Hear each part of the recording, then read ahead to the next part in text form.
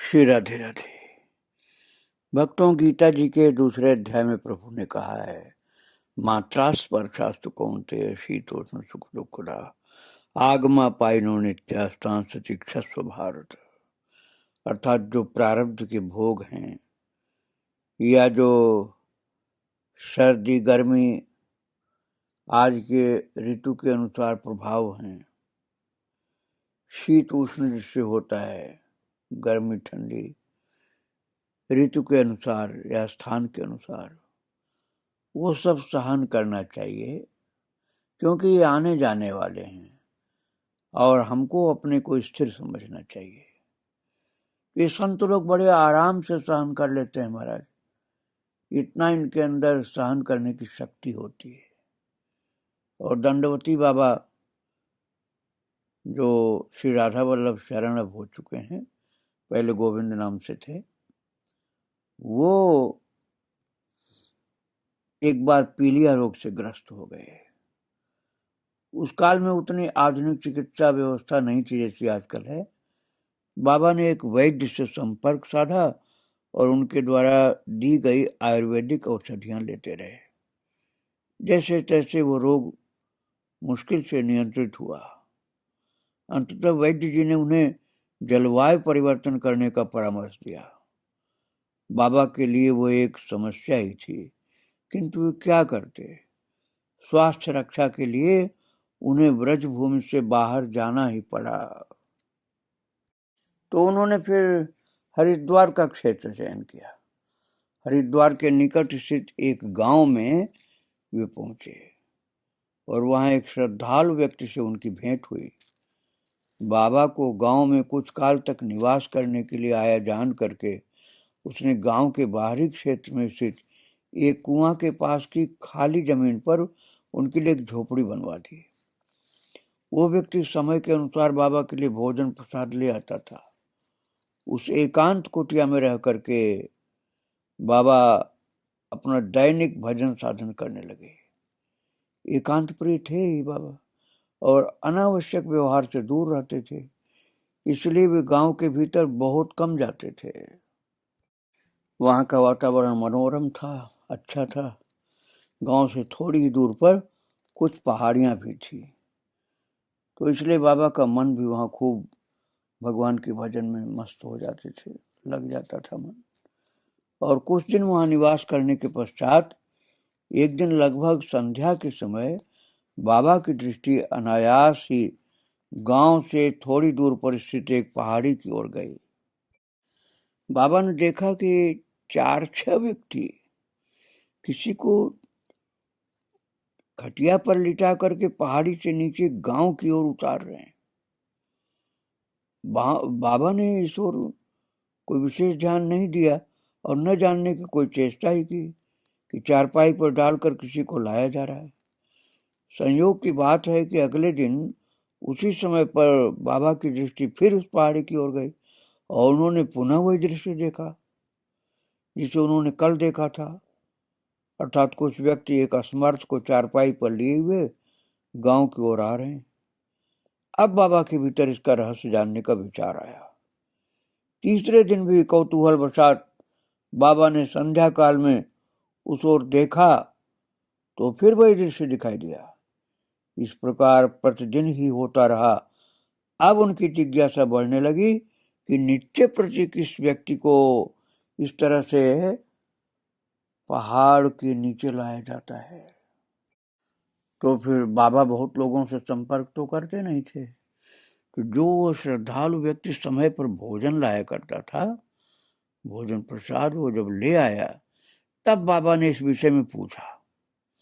बाबा के पूछने पर वो व्यक्ति बहुत दुखी होकर बोला, महाराज जी, आप परम विरक्त और भजन परायण संत हैं।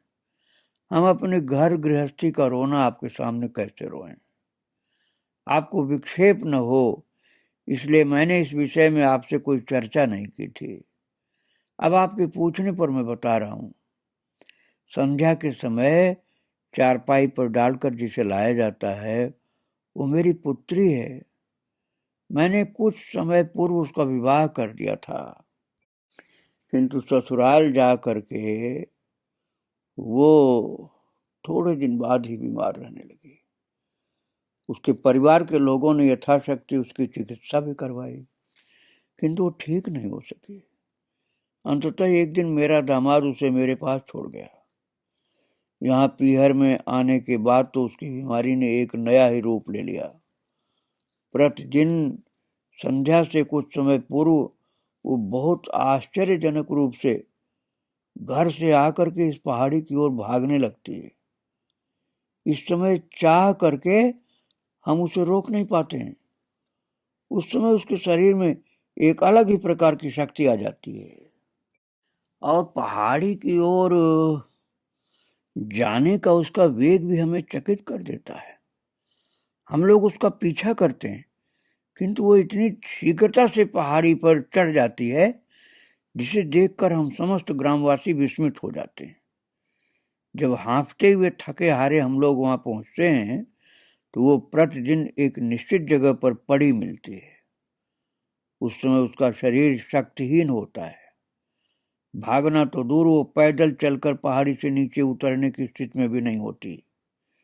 इसलिए उसे प्रतिदिन चारपाई पर डालकर नीचे गांव में लाना पड़ता है। गांव में कुछ लोग इसे मानसिक रोग बताते हैं और कुछ लोग इसे प्रेत बाधा कहते हैं। तो मेरी समझ में ये नहीं आता बाबा कि हम इसकी चिकित्सा क्या करवाएं। बेटी के कारण मेरा पूरा परिवार बहुत दुखी है। हमें न भोजन सुहाता है और न ही हम चैन की नींद सो पाते हैं। यह आप बेटी सुनाते हुए वो व्यक्ति फूट फूट कर रोने लगा।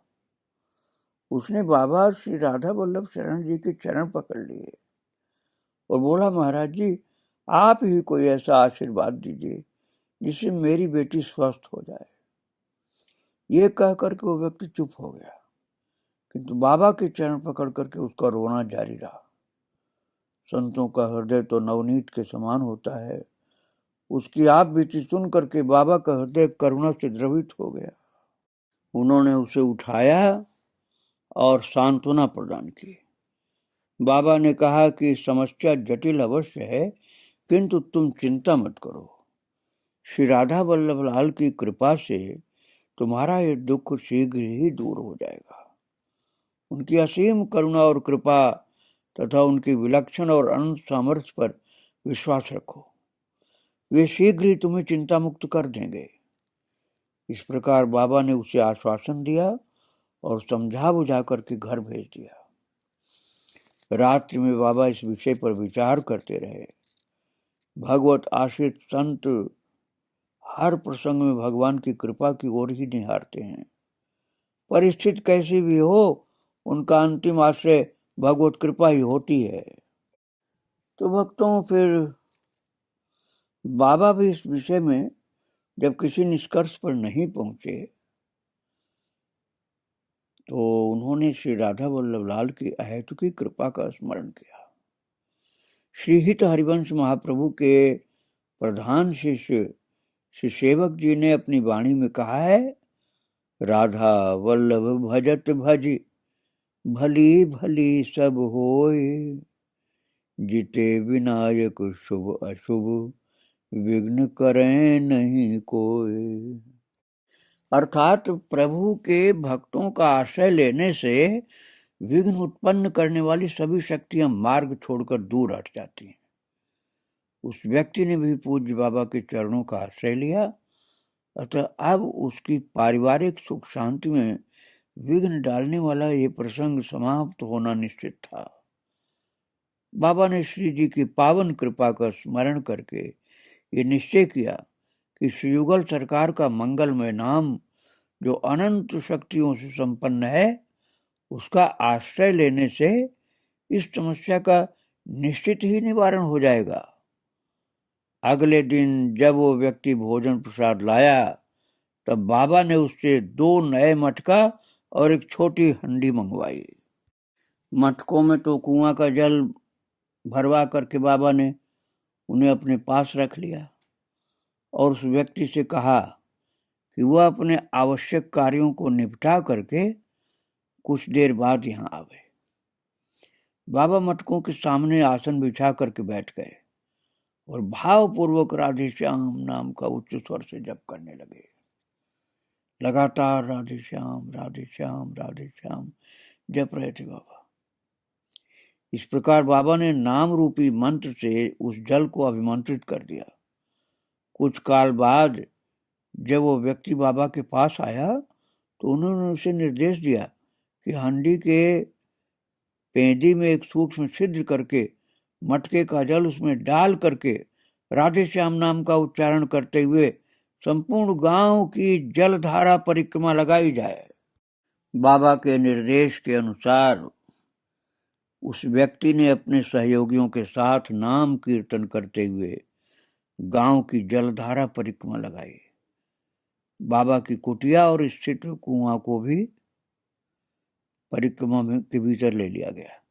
इस प्रकार खंडित न होने वाली जलधारा के द्वारा गांव के चारों ओर एक अखंड सुरक्षा रेखा का निर्माण हो गया, जो भगवान नाम की असीम शक्ति से परिपूर्ण था। संध्या से कुछ समय पूर्व ही वो लड़की अपनी सुध बुध भूल कर उस पर्वत की ओर दौड़ने लगती थी और ऐसा प्रतिदिन ही होता था। अब जबकि समूचे गांव को श्री भगवान नाम के सुरक्षा घेरे में ले लिया गया था, तो बाबा को पूर्ण विश्वास था कि आज से ऐसा कुछ नहीं होगा। नाम की असीम शक्ति पर उनका ऐसा अटूट विश्वास था। बाबा के इस विश्वास से वो परिवार भी बहुत कुछ आश्वस्त था कि पूज्य बाबा ने जब ये उपाय ढूंढा है तो अवश्य इसका अच्छा परिणाम होगा, और वास्तव में हुआ भी ऐसा। बाबा के इस उपाय से नाम की अद्भुत सामर्थ्य वहां प्रत्यक्ष दिखाई दी। इसका अनुभव अन्य ग्रामवासियों को हुआ, किंतु कुछ लोगों को नहीं भी हुआ, किंतु बाबा को इसका प्रत्यक्ष अनुभव हुआ। भक्तों, उस दिन सायंकाल से कुछ पूर्व बाबा अपनी कुटिया के बाहर बैठे हुए थे। पास में ही कुआं था। तभी कुआं के पीछे की ओर से उन्हें एक उच्च स्वर सुनाई दिया। बाबा ने सुना कि कोई चिल्ला करके कह रहा है, यहां किसने आग लगाई है? कौन है जो मुझे गांव में नहीं जाने दे रहा है? गांव के चारों ओर आग का परकोटा किसने बनाया है? बाबा ने इस वाक्य को जब सुना, किंतु किधर से वह ध्वनि आ रही थी, उस ओर झांकने पर कोई दिखाई नहीं दिया। आवाज तो जिधर से आ रही थी वो पता चल रहा था, लेकिन उधर देखने पर कोई नहीं दिखा दिया। बाबा को समझते देर नहीं लगी कि वो चिल्लाने का स्वर उस लड़की की समस्या से जुड़ा हुआ है। अब बाबा ने भी खूब उच्च स्वर से गरज कर पूछा, कौन हो तुम? अपना परिचय दो। इस प्रकार पूछने पर उधर से पुनः आवाज आई कि मैं उस लड़की का वास्तविक पति हूं। बाबा ने फिर पूछा कि तुम उस लड़की के पति कैसे हुए? वो तो अमुक गांव में रहती है। बाबा के ऐसा पूछने पर उधर से स्वर सुनाई दिया, मैं पास के अमुक गांव का निवासी था। ये लड़की और मैं एक ही विद्यालय में पढ़ते थे। हम दोनों में परस्पर प्रेम हो गया, और ये बात लड़की की मां जानती थी। एक बार मैं लड़की की मां से मिला। उसने मुझे आश्वासन दिया कि वह अपनी लड़की का विवाह मेरे साथ कर देगी, पर लड़की के पिताजी ने उसका विवाह हठपूर्वक किसी दूसरे गांव में कर दिया। ये दुख मुझसे सहन नहीं हुआ और मैंने आत्महत्या कर ली। बाबा ने फिर गरज कर पूछा कि अब तुम यहां क्यों आए हो? सामने से आवाज आई, मरने के बाद भी मैं इसके पीछे लगा रहा और अब प्रतिदिन गांव में जा करके इसे सामने वाली पहाड़ी पर ले जाता हूं। अब बाबा के सामने सारी स्थिति स्पष्ट हो चुकी थी। उस लड़की का पूर्व प्रेमी जिसने आत्महत्या कर ली थी, वो प्रेत योनि को प्राप्त हो गया था। उसके प्रभाव से विवाह के बाद से वो लड़की अस्वस्थ रहने लगी। कुछ समय तक परिवार वालों ने अनेक प्रकार की चिकित्सा करवाई, किंतु कोई लाभ न होने पर वे उसे पीहर में छोड़ गए। यहाँ प्रतिदिन वो प्रेतात्मा बरबस पहाड़ी पर उसे ले जाता था और उसके साथ भोग करता था। इस कारण वो लड़की शक्तिहीन हो जाती थी और उसे खाट पर लिटाकर गांव में लाया जाता था। और भक्तों, कुछ देर पश्चात जब वो श्रद्धालु व्यक्ति बाबा के पास आया तो बाबा ने उसे अपने और प्रेतात्मा के बीच हुई संवाद की बातें सब सुना दिया। इसे सुनकर वो व्यक्ति भी विस्मित हो गया, क्योंकि इस संवाद के सभी तथ्यों से वो भी परिचित नहीं था। लड़के द्वारा आत्महत्या करना, प्रेत यौन को प्राप्त होना और लड़की को इस प्रकार पीड़ित करना, इन सब बातों से वो परिचित नहीं था। बाबा श्री राधा वल्लभ शरण जी ने उससे कहा कि अपनी पुत्री को इस बाधा से सर्वथा मुक्त करने के लिए तुम सब परिवारीजनों को श्री भगवान के अनन्य नाम का, भगवान के जो भी नाम तुम्हें प्रिय लगे उनका अनन्य आश्रय लेना चाहिए। और उस व्यक्ति ने हाथ जोड़कर कहा, बाबा आप ही बताइए कि हमें क्या करना होगा, किस विधि से हम नाम का आश्रय ग्रहण करें। पूज्य बाबा ने उसे आदेश किया कि तुम्हारे घर में 1 वर्ष तक राधे श्याम नाम का अखंड कीर्तन होना चाहिए। कीर्तन लड़की के निकट होना चाहिए, जिससे वो नाम श्रवण करती रहे। स्नान आदि देह कृत्य के अतिरिक्त लड़की सदैव नाम कीर्तन के निकट ही रहे। कीर्तन एक समय में भले ही एक व्यक्ति के द्वारा हो, किंतु वो दिन रात अखंड होना चाहिए। इस प्रकार से ये नाम कीर्तन का अनुष्ठान लगातार 1 वर्ष तक घर में होना चाहिए। बाबा के आदेश के अनुसार इसी विधि से 1 वर्ष तक नाम कीर्तन आयोजित हुआ। इस अवधि में उस लड़की को कोई बाधा नहीं हुई और कीर्तन के पश्चात भी वो प्रेत बाधा से सर्वथा मुक्त थी। इस घटना को आगे चल करके पूज्य बाबा ने अपने किसी शिष्य को सुनाया था और उस शिष्य के द्वारा ये घटना और लोगों को प्राप्त हो पाई, जानकारी में आई। उन्होंने बताया इस विषय में कि बस इस वर्ष की अवधि में बाबा उस गांव में ही रह रहे थे, कहीं नहीं गए। और कीर्तन संपूर्ण होने के पश्चात उस लड़की का पति सम्मान पूर्वक अपनी पत्नी को घर ले गया, जो पहुंचा गया था पहले, और संपूर्ण परिवार ने बाबा से मंत्र दीक्षा भी ग्रहण की थी।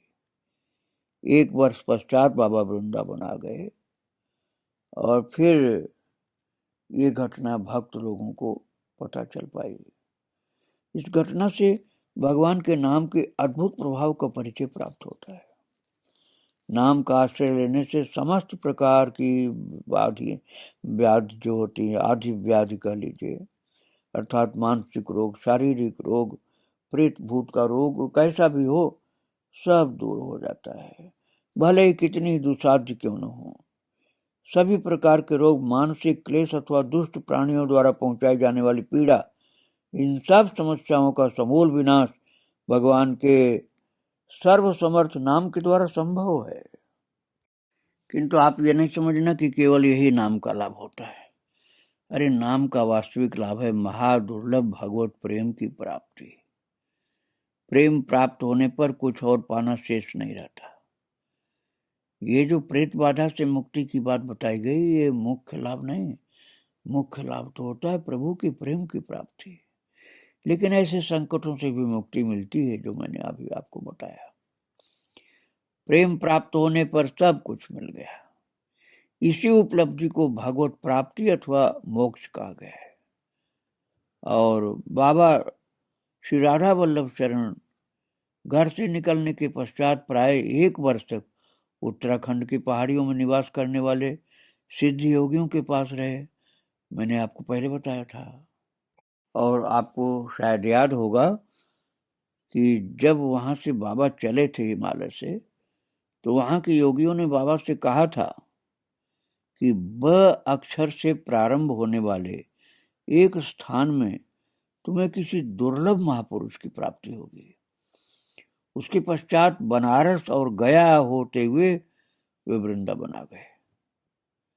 योगियों द्वारा कही हुई बात उनकी स्मृति पटल पर ज्यों की त्यों अंकित थी। कई बार वो इस बारे में सोचा करते थे, ब अक्षर से प्रारंभ होने वाले स्थान विशेष को मैं कैसे खोजूं? कई ग्रामों और नगरों का नाम ब से प्रारंभ होता है और उनमें से किस स्थान पर मुझे उन महापुरुष की प्राप्ति होगी उसका पता कैसे चले? इस प्रकार के अनेक विचार रह रह करके आया करते थे। वस्तुतः ये दुर्लभ संयोग किसी के स्वयं के प्रयत्न से बनता भी नहीं। इसके लिए तो श्री राधा वल्लभ लाल की हेतु की कृपा ही उपाय है।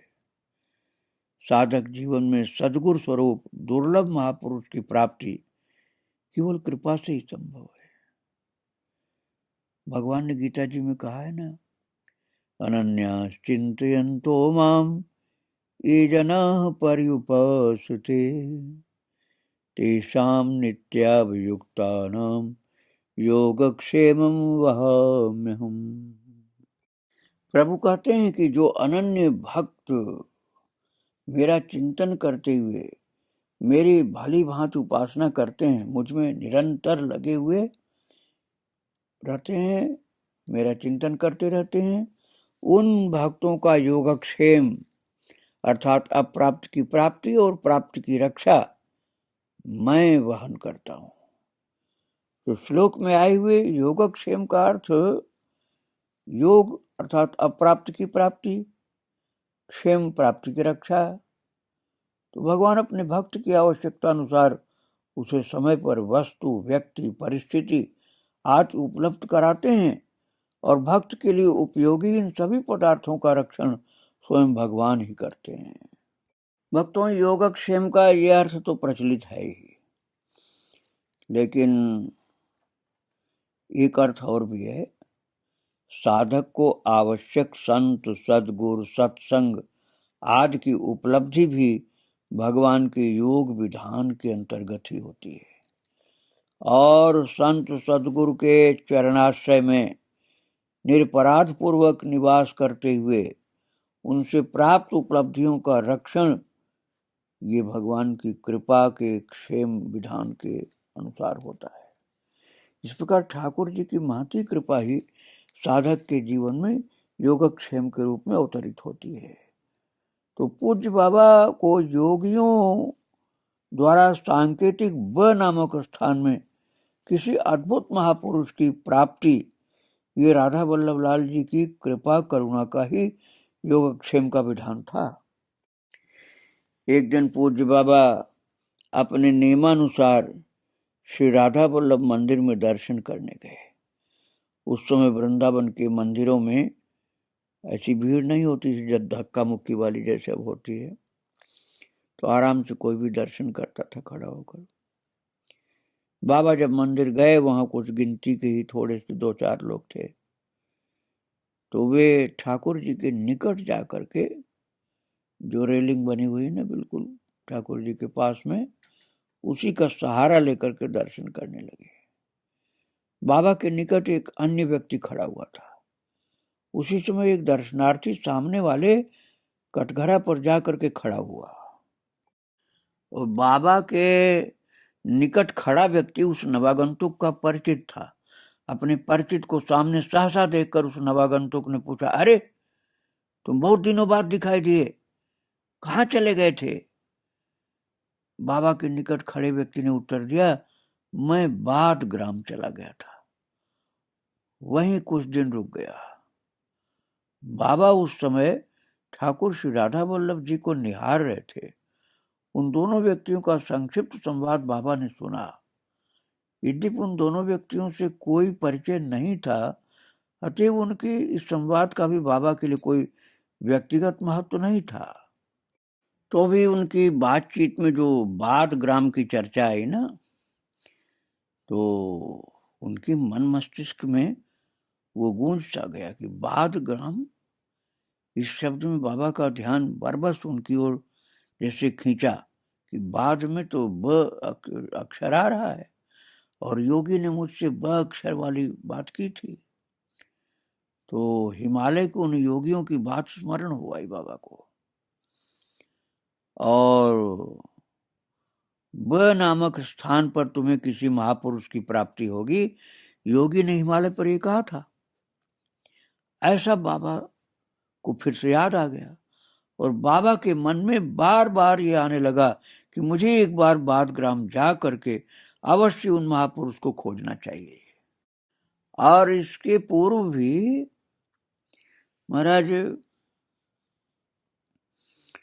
बाबा ने कई बार इस तरह का विचार किया था, लेकिन फिर धीरे धीरे ये बात भूल सी गई थी कि कोई तो मिलता नहीं स्थान कहाँ से, लेकिन अचानक उनको फिर से याद आ गया।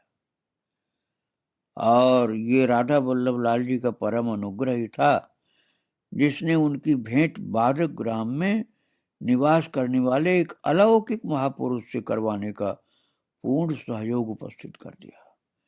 शीघ्र ही एक दिन पूज्य बाबा श्री राधा वल्लभ शरण जी वृंदावन से बादग्राम के लिए चल पड़े।